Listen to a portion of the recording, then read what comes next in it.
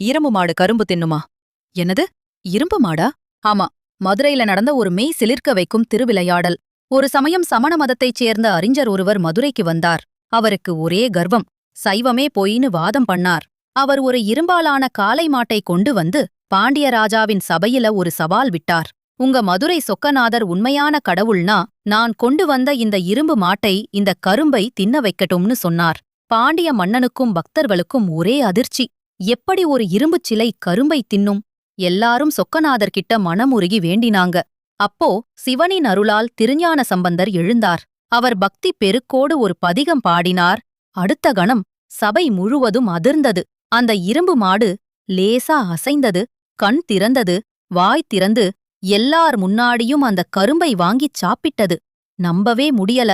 கர்வத்தோடு வந்த அறிஞர் தலை குனிந்து தன் தோல்வியை ஒத்துக்கிட்டார். பக்தியோட மகிமையை காட்ட அந்த சொக்கநாதன் இரும்பையும் கரும்பு தின்ன வைப்பான். இதுதான் மதுரையின் திருவிளையாடல்.